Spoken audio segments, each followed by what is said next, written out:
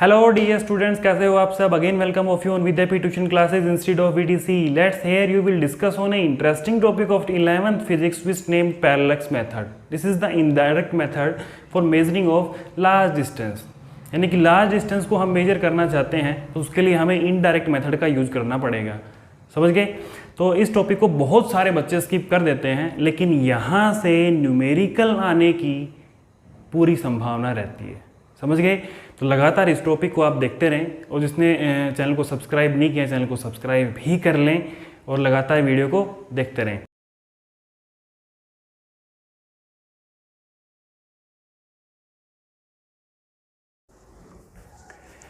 तो ये हमारे पास है indirect method for measuring large distance, यानी कि लार्ज डिस्टेंस को मेजर करने के लिए हम किसका यूज करते हैं, इनडायरेक्ट मेथड का। और इस इनडायरेक्ट मेथड में क्या आता है, पैरेलक्स मेथड, और वही हम अभी स्टडी करेंगे। समझ गए। तो इससे पहले एक डायरेक्ट मेथड के बारे में समझो। देखो, दो टाइप के मेथड होते हैं, एक तो इनडायरेक्ट और एक डायरेक्ट, है ना। तो इनडायरेक्ट मेथड ये होगा और डायरेक्ट मेथड क्या होगा वो देखो। डायरेक्ट मेथड में हमारे पास है ना, लेंथ को मेजर करने के लिए कुछ इंस्ट्रूमेंट होते हैं, जैसे कि मीटर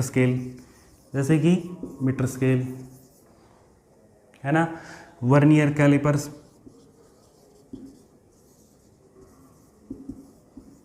है ना, स्क्रू गेज है ना।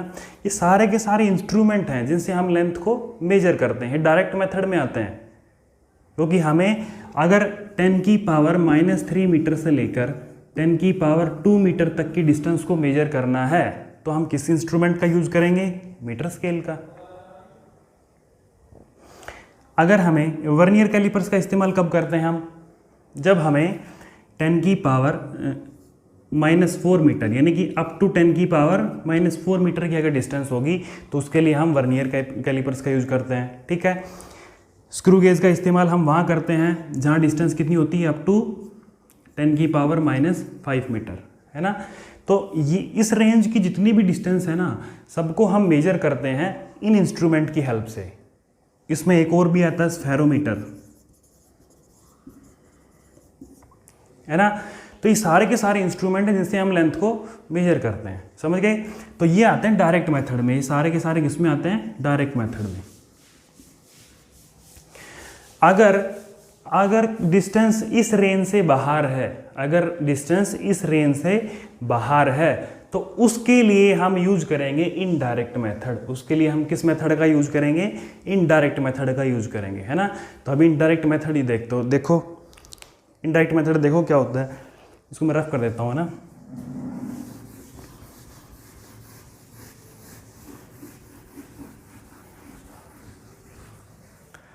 देखो इनडायरेक्ट मेथड क्या होता है। तो अब हम पैरेलक्स मेथड को ही पढ़ने वाले हैं, है ना। तो पैरेलक्स मेथड कहाँ यूज करते हैं, लार्ज डिस्टेंस को मेजर करने के लिए। जैसे कि अर्थ से लेकर अगर मून तक की डिस्टेंस को मेजर करना है तो हम किसका यूज करेंगे, पैरेलक्स मेथड का। अगर स्टार्स तक की डिस्टेंस को मेजर करना है तो किसका यूज करेंगे, पैरेलक्स मेथड का। अभी होता क्या है पैरेलक्स मेथड, इसको देखो। जैसे कि पहले सपोज करो ये मार्कर है, या फिर ये मान लो कि ये कोई ऑब्जेक्ट है ना। अगर इसको मैं राइट आई से देखता हूँ तो इसकी पोजीशन मुझे यहाँ नज़र आती है। ठीक है। अगर मैं इसी को लेफ्ट आई से देखूँगा तो इसकी पोजीशन मुझे थोड़ी सी इधर नज़र आएगी। समझ गए। यानी कि अगर मैं राइट आई से देखता हूँ लेफ़्ट को बंद करके तो मेरे को इसकी पोजीशन यहाँ दिखाई देगी, और जब मैं राइट को बंद करके लेफ़्ट से देखता हूँ तो इसकी पोजीशन मुझे थोड़ी सी इधर नज़र आएगी। और जबकि ये ऑब्जेक्ट अपनी जगह स्टेशनरी है, लेकिन फिर भी इसकी पोजीशन मुझे चेंज होती हुई नज़र आती है ना। तो समझाऊँ अगर मैं इसको, तो मान लो ये हमारी लेफ़्ट आई हो गई, ये हमारी राइट आई होगी। देखो मैं इसको ऑब्जर्व कर रहा हूँ, दोनों आँखों से ऑब्जर्व कर रहा हूँ। तो ये एक ऑब्जर्वेशन का पॉइंट हो गया और एक पॉइंट ये होगा ऑब्जर्वेशन का। समझ गए। यानी ऑब्जेक्ट को एक बार मैं लेफ्ट से ऑब्जर्व कर रहा हूँ और एक बार राइट से ऑब्जर्व कर रहा हूँ। ठीक है। तो मान लो ये ऑब्जेक्ट है, इसको एक बार लेफ्ट से मेजर किया, एक बार इसे राइट से ऑब्जर्व किया।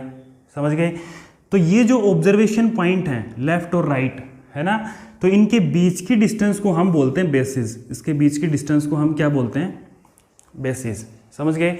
इस बेसिस को मैं बी से डिनोट कर देता हूँ। समझ रहे हो मैं क्या कह रहा हूँ, है ना?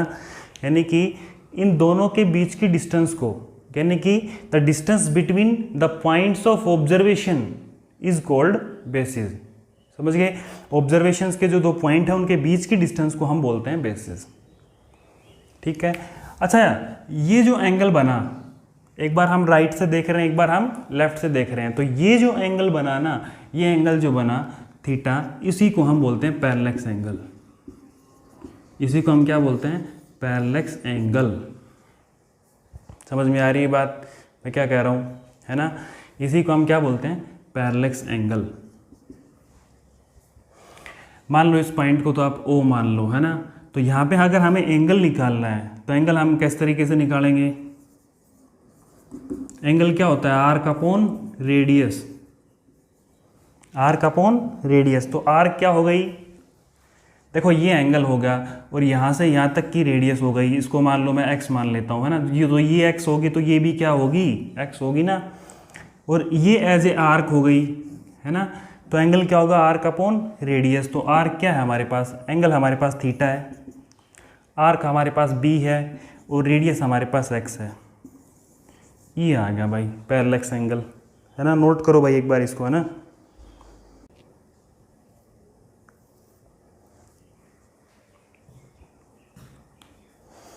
तो ये तो होगा angle arc upon radius, note होगा।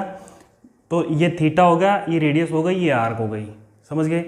तो यहाँ नोट करने की बात देखो, अब हम लार्ज डिस्टेंस की बात कर रहे हैं, लार्ज डिस्टेंस की, है ना? तो अगर हमें अर्थ से लेकर किसी स्टार तक की डिस्टेंस को मेजर करना है तो किस तरीके से हम मेजर करेंगे वो देखो। उसी के लिए देखो कि मान लो मैंने एक सन कंसिडर कर लिया, यहाँ पे मैंने एक सन कंसिडर कर लिया। एक सन तो क्या, सन तो सन ही है यार, है ना? तो सन कंसिडर कर लिया और सन के चारों ओर क्या रिवॉल्व करती है? अर्थ रिवॉल्व कर रही है ना? तो अर्थ का ये ऑर्बिटल मोशन है। समझ गए? अर्थ का ये ऑर्बिट है जिसमें ये कंटिन्यूसली मोशन करती रहती है ना? तो अर्थ की पोजीशन एक मैंने यहाँ कंसिडर कर ली और मान लो कि ऑर्बिट में मोशन करती करती अर्थ की एक पोजीशन मैंने यहाँ कंसिडर कर ली और यहाँ से मैं यहाँ पर इस स्टार को मेजर कर रहा हूँ। ये स्टार है ना? तो इस स्टार की डिस्टेंस को मेजर करना है, तो किस तरीके से मेजर करूँगा? देखो इससे जितनी डिस्टेंस होगी ना उतनी डिस्टेंस इससे होगी, है ना? अगर अर्थ यहाँ है तो जितनी डिस्टेंस पे ये लिया जाएगा ना, जितना एंगल ये बनाएगा उतना ही एंगल अर्थ घूम के यहाँ आएगी, उतना ही एंगल ये बनाएगा। समझ गए?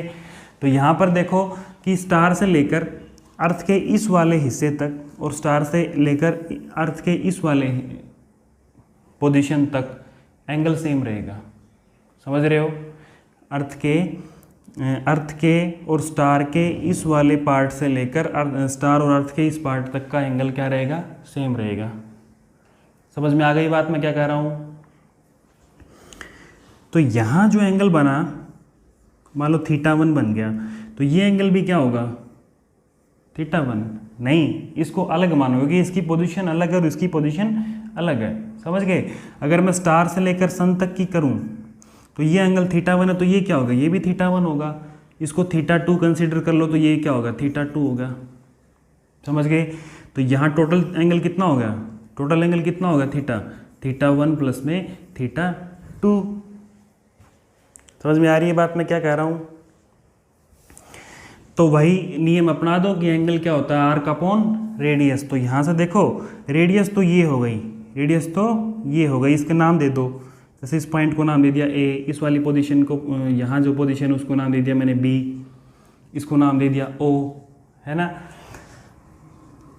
तो अर्थ से लेकर सन तक की डिस्टेंस को हम मेजर करते हैं ना, उसको हम बोलते हैं एस्ट्रोनॉमिकल यूनिट। याद रखना कि सेंटर, अर्थ के सेंटर से लेकर सन के सेंटर तक की एवरेज डिस्टेंस को हम बोलते हैं एस्ट्रोनॉमिकल यूनिट। समझ गए? तो एक एस्ट्रोनॉमिकल यूनिट ये हो गई और एक एस्ट्रोनॉमिकल यूनिट ये हो गई। तो कितनी यूनिट हो गई? 2 एस्ट्रोनॉमिकल यूनिट। यानी ए और बी के बीच का जो डिस्टेंस है वो क्या हो गई? 2 एस्ट्रोनॉमिकल यूनिट। अब इसको लिखो कैसे वो देखो। ये जो है ए बी वो कितनी होगी 2 एस्ट्रोनॉमिकल यूनिट। कितनी हो गई 2 एस्ट्रोनॉमिकल यूनिट। एस्ट्रोनॉमिकल यूनिट में रिपीट करूं कि अर्थ के सेंटर से लेकर सन के सेंटर तक की जो डिस्टेंस है उसी एवरेज डिस्टेंस को हम बोलते हैं एस्ट्रोनॉमिकल यूनिट। समझ गए। तो यहां पर अगर angle is equal to arc upon radius करते हो तो आर्क क्या हो गई ए बी। आर्क क्या हो गई ए बी, है ना। तो आर्क हो गई ए बी अपॉन में रेडियस क्या हो गई, रेडियस ये वाली ले लो ए ओ। ए ओ एंगल आ गया। एंगल कितना है थीटा, और थीटा किसके बराबर है थीटा 1 प्लस थीटा 2 के, यानी ये होगा थीटा 1 प्लस में थीटा 2 के। समझ में आ रहा है, समझ में आ रहा है। तो इधर देखो ए बी किसके बराबर है 2 एस्ट्रोनॉमिकल यूनिट। और याद रखना कि एक एस्ट्रोनॉमिकल यूनिट किसके बराबर होती है, एक एस्ट्रोनॉमिकल यूनिट बराबर होती है 1.5 इंटू 10 की पावर 11 मीटर के। इस चीज़ को अपने माइंड में स्टोर कर लो, है ना। तो एक एस्ट्रोनॉमिकल यूनिट की वैल्यू कितनी होती है 1.5 इंटू 10 की पावर 11 मीटर, है ना। तो यहाँ पे 2 एस्ट्रोनॉमिकल यूनिट है तो 2 की मल्टीप्लाई कर दो 1.5 इंटू 10 की पावर 11 से, तो हमारे पास कितनी मीटर बची 3 इंटू 10 की पावर 11 मीटर। यानी हमारे पास आर्क जो है ना वो इतनी आ गई 3 इंटू 10 की पावर 11 मीटर। ये हमारे पास रेडियस है ए ओ, है ना। ये भी रेडियस है और एंगल मैंने बता ही दिया। समझ गए। तो पैरेलैक्स मेथड का इस्तेमाल हम कहाँ करते हैं, पैरेलैक्स मेथड का इस्तेमाल हम वहाँ करते हैं जब डिस्टेंस लार्ज हो। जब डिस्टेंस कितनी हो लार्ज हो, सन से मून तक की या अर्थ से स्टार तक की या फिर सन से अर्थ तक की, है ना। तो ये जितनी भी डिस्टेंस को हम मेजर करते हैं हम किसका यूज करेंगे पैरेलैक्स मेथड का, है ना। नोट कर लो एक बार, नोट कर लिया। तो यहाँ देखो ये जो एंगल है ना थीटा, ये जो एंगल थीटा है टोटल थीटा हमारे पास क्या आया थीटा 1 प्लस में थीटा 2, और इसी एंगल को हम बोलते हैं पैरेलैक्स एंगल। इसी एंगल को हम क्या बोलते हैं पैरेलैक्स एंगल। समझ गए। तो लार्ज डिस्टेंस को मेजर करने के लिए हम इसी मेथड का यूज करते हैं। इसके ऊपर न्यूमेरिकल भी है, एक न्यूमेरिकल मैं करा भी दूंगा। समझ गए। और इसके बाद मैं ऑर्डर ऑफ मैग्नीट्यूड कराऊंगा। अभी मैं ऑर्डर ऑफ मैग्नीट्यूड कराऊंगा कि ऑर्डर ऑफ मैग्नीट्यूड हम किस तरीके से फाइंड आउट करते हैं, है ना। तो इसको मैं रफ कर देता हूँ, एक सेकंड रुको।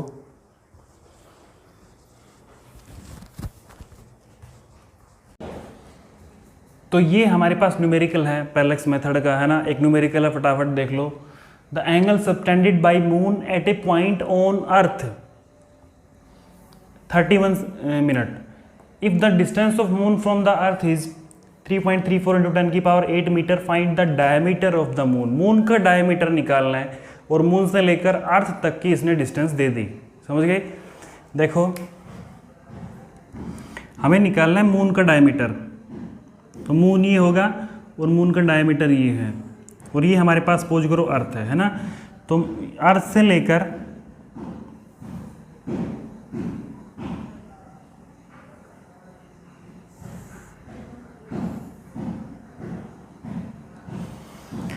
ये अर्थ है, अर्थ से लेकर और इस मून तक की जो डिस्टेंस है वो कितनी है 3.34 इंटू 10 की पावर 8 मीटर, है ना। ये एंगल कितना होगा थीटा। समझ गए। डायमीटर निकालना है, यानी कि हमें ये निकालना है, आर्क निकालनी है। अभी मैंने बताया था पैरेलैक्स मेथड में कि एंगल किसके बराबर होता है आर्क अपॉन रेडियस, है ना।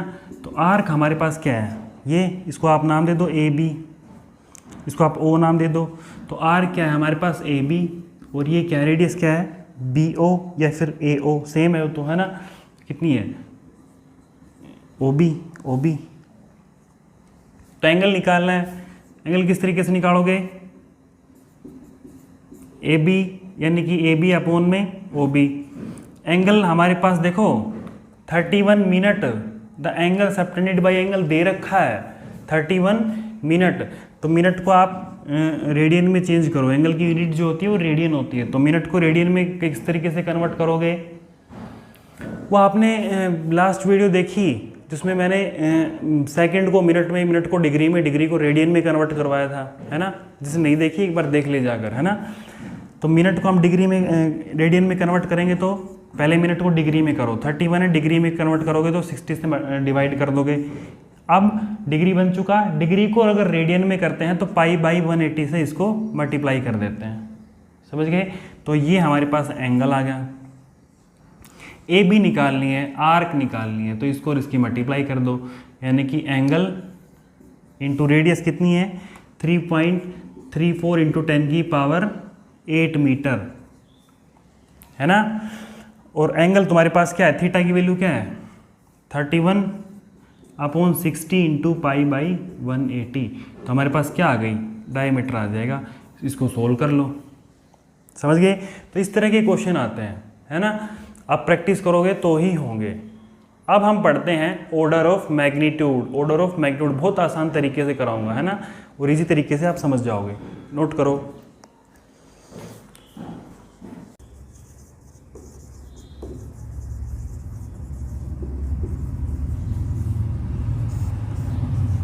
ऑर्डर ऑफ मैग्नीट्यूड, हाँ, ऑर्डर ऑफ मैग्नीट्यूड, इसका मतलब क्या होता है वो समझो। ऑर्डर ऑफ मैग्नीट्यूड का मतलब है कि जिसको हम 10 की पावर में एक्सप्रेस करते हैं ना, 10 की जो पावर होगी उसी को हम रिप्रेजेंट करेंगे ऑर्डर ऑफ मैग्नीट्यूड से, समझ गए। ऑर्डर ऑफ मैग्नीट्यूड को हम रिप्रेजेंट करते हैं 10 की पावर से। जैसा कि मान लो हमारे पास 10 की पावर 2 है, तो यहाँ 2 जो है ना वो क्या हो गया, ऑर्डर ऑफ मैग्नीट्यूड, समझ गए।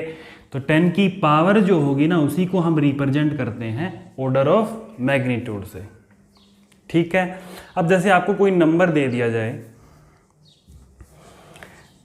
समझो बहुत आसान तरीके से कराऊंगा ना। एक बार आपको कोई नंबर दे दिया, जैसे 1 दे दिया, तो 1 का ऑर्डर ऑफ मैग्नीट्यूड क्या हुआ,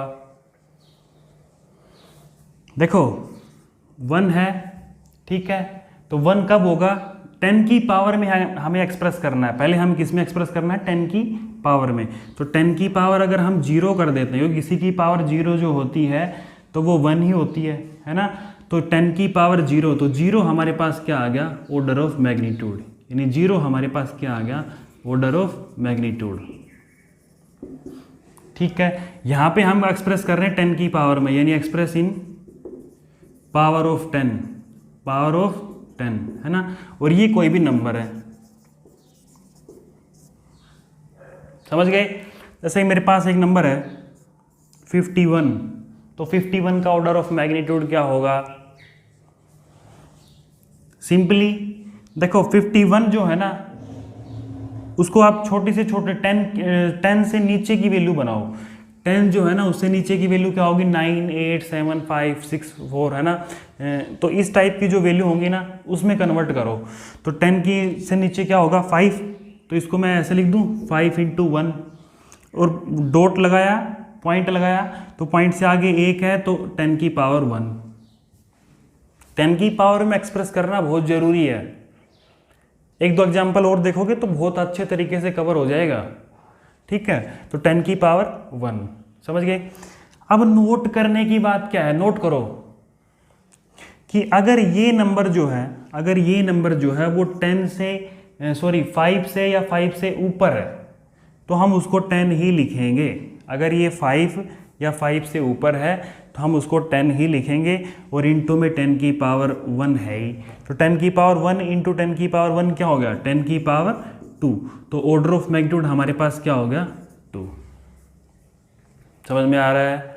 एक एग्जांपल और देखो, जैसे 94 है, जैसे 94 है, तो 94 को मैं क्या लिखूं, 10 से कम में चेंज करना है, तो 9.4 लिख दूं इंटू 10 की पावर 1, समझ गए, सिंपल है। तो 9.4 इंटू 10 की पावर 1, और देखो ये 5 या 5 से बड़ा होना चाहिए तो हम इसको 10 में एक्सप्रेस करेंगे, समझ गए। तो ये 5 से बड़ा है, 9.4 जो है 5 से बड़ा है, तो इसको हमने 10 लिखा इंटू 10 की पावर 1, तो फिर से 10 की पावर 2, तो ऑर्डर ऑफ मैग्नीट्यूड कितना आ गया, 2, समझ गए। एक दो एग्जांपल और देखो,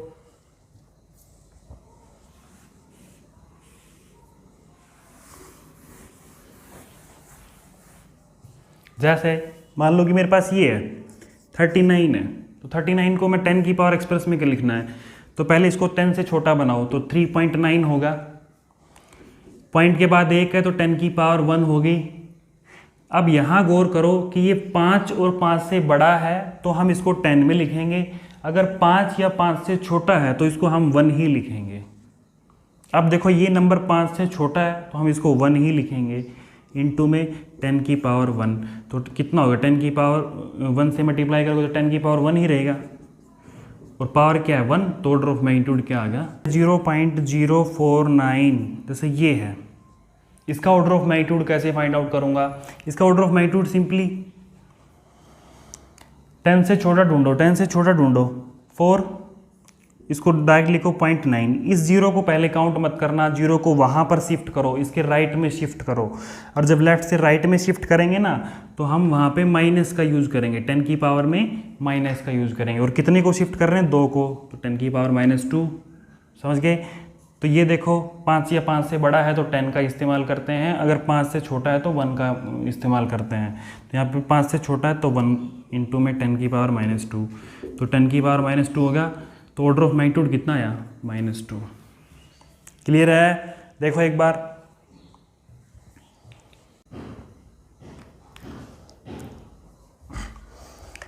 अब सुनो इधर देखो 5964 या 596, इसका order of magnitude comment section में कमेंट करके बताएं। 0.049 है ना, तो 0.45, 0.45, 23, इन चारों के order of magnitude comment section में कमेंट करके जरूर बताएं। समझ गए? अगर